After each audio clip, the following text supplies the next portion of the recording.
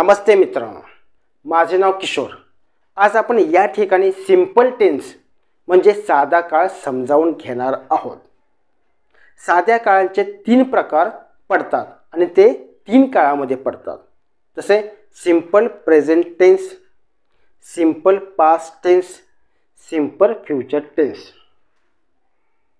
हा व्हिडिओ सुरुवात करण्यापूर्वी स्कायसो talk to me in English या यूट्यूब चॅनलला लाईक, शेअर आणि सबस्क्राईब नक्कीच करा।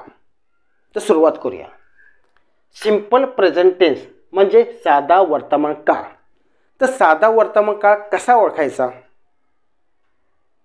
तर क्रियापदाच्या शेवटी तो, ता, ते, तो, तोस, तम अशी अक्षरे असल्यास ते वाक्य सिंपल प्रेझेंट टेन्स म्हणजे साध्या वर्तमान काळाचं असतं।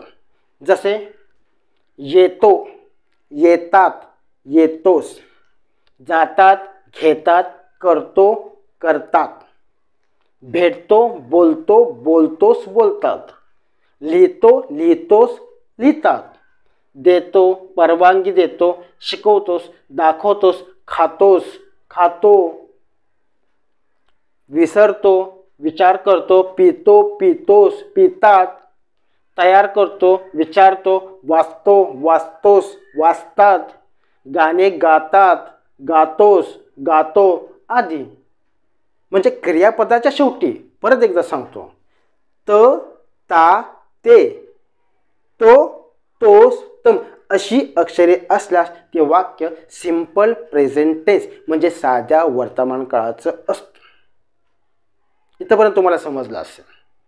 आता सिंपल प्रेझेंट टेन्स म्हणजे साध्या वर्तमान काळांची वाक्ये कशी तयार केली जातात ते पण आपण समजावून घेणार आहोत। सिंपल प्रेझेंट टेन्स म्हणजे साध्या वर्तमान काळांची वाक्ये म्हणजे सेंटेन्सेस तयार करण्यासाठी एक फॉर्म्युला, एक सूत्र आहे। ते म्हणजे कर्ता प्लस क्रियापदाचे पहिले रूप प्लस कर्म। कर्त्याला इंग्लिशमध्ये सब्जेक्ट म्हणतात, क्रियापदाला वर्ब म्हणतात आणि कर्माला ऑब्जेक्ट म्हणतात।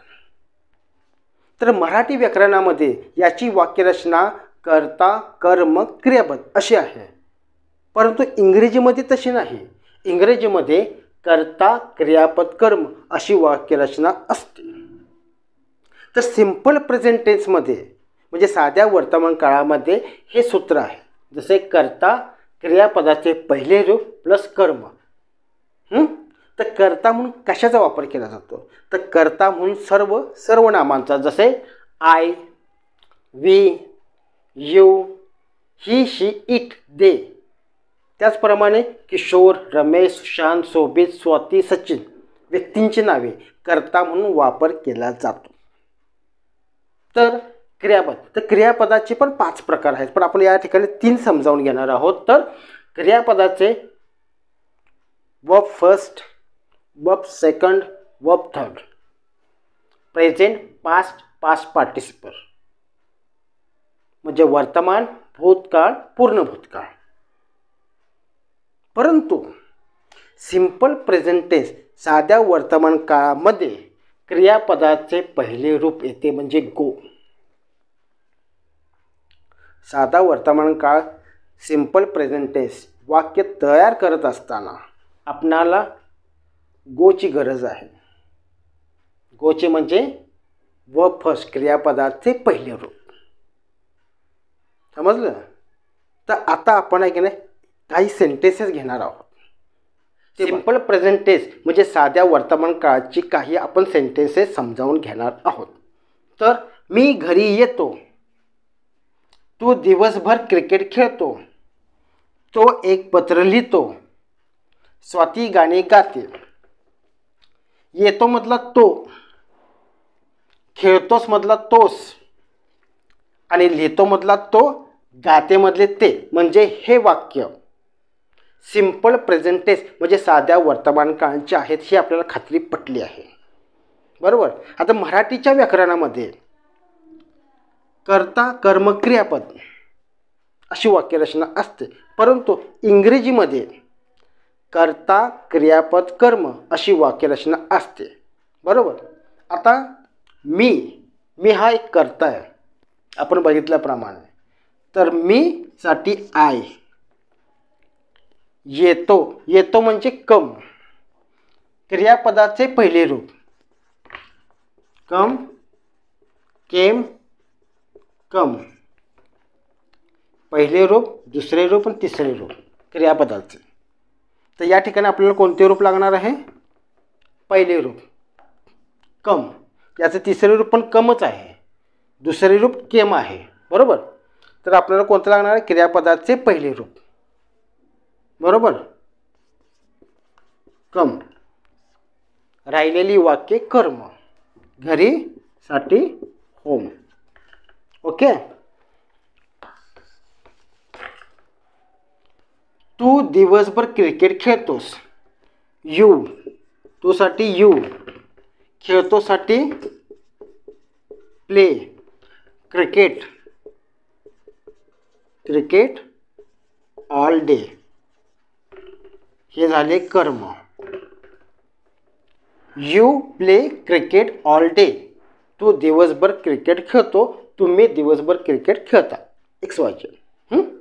तर तो एक पत्र लिहितो, तो साठी काय आपण ही, आत्ता, कधी पण ही, शी, इट, रमेश, किशोर, स्वाती अशी व्यक्तींची नावे किंवा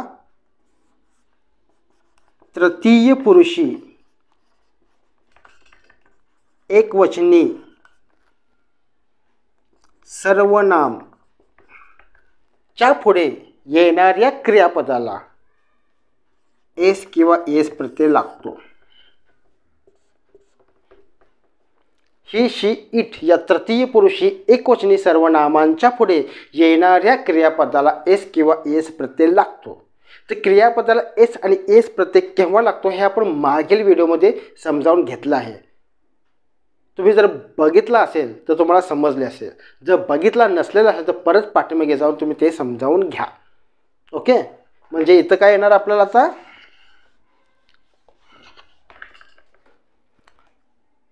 ही writes, he writes a letter, बरोबर. स्वाती, स्वाती नाव आले, Swati sings a song, S प्रत्यय स्वाती व्यक्तीच्या नावापुढे. समजलं.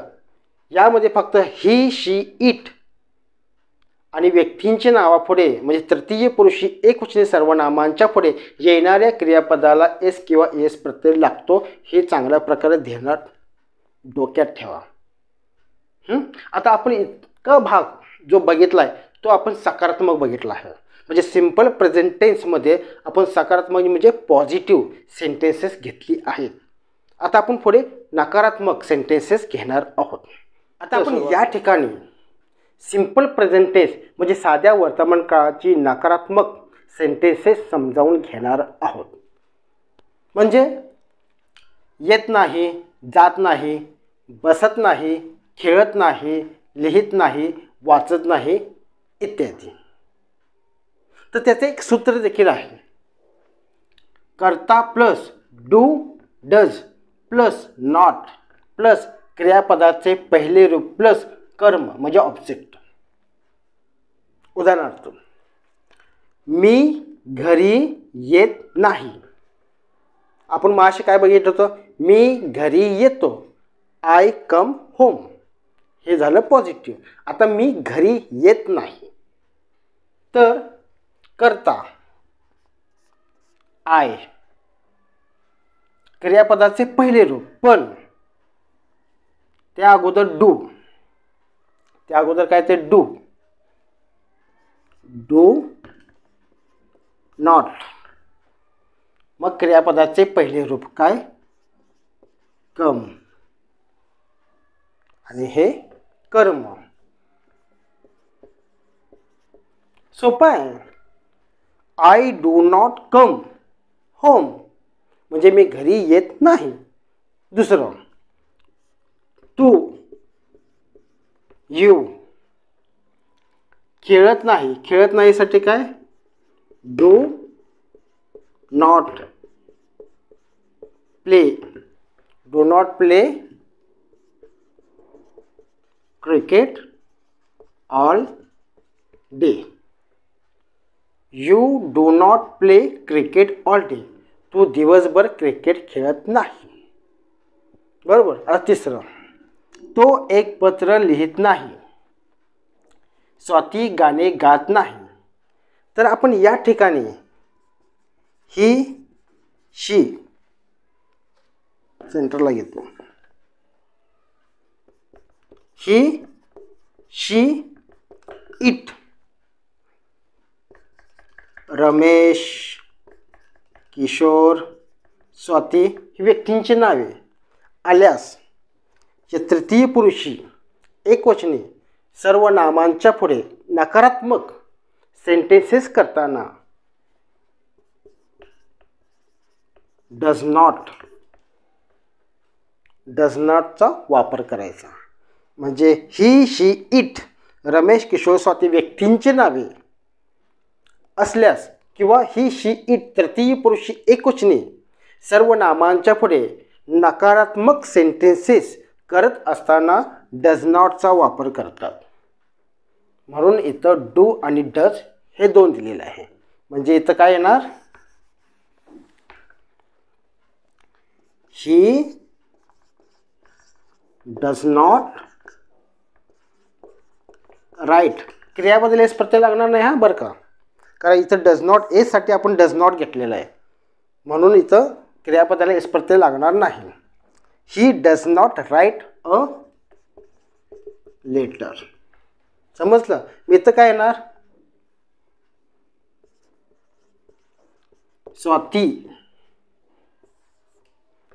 स्वाती सिंग्स अ सॉन्ग होतं. आता काय ना, Swati does not sing a song. Simple. फक्त ही, शी, इट व्यक्तींची नावे असल्यास नकारात्मक वाक्य तयार करत असताना फक्त डजचा वापर केला जातो. ओके. आता तुम्हाला सकारात्मक आणि नकारात्मक चांगल्या प्रकारे समजावून सांगितलं आहे.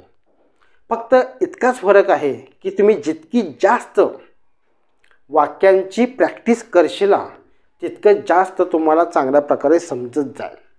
जसे जसे तुम्ही प्रॅक्टिस करत जाल तसं तसं तुम्हाला जास्तीत जास्त समजून जाल. तुम्ही कितीही क्लासेस लावा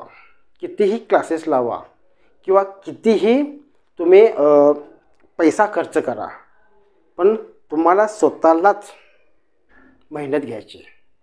तुम्ही स्वतःच मेहनत घेतल्यानंतर तुम्ही चांगल्या प्रकारे इंग्रजी बोलू शकता. आणि ग्रामर इज मोस्ट इम्पॉर्टंट. जोपर्यंत तुमचं ग्रामर चांगलं होत नाही तोपर्यंत तुम्ही चांगल्या प्रकारे इंग्लिश बोलू शकत नाही. म्हणून जे काही आपण ग्रामर बघतो किंवा जे काही आपण शिकतो त्याच्यासाठी प्रॅक्टिस इज परफेक्ट.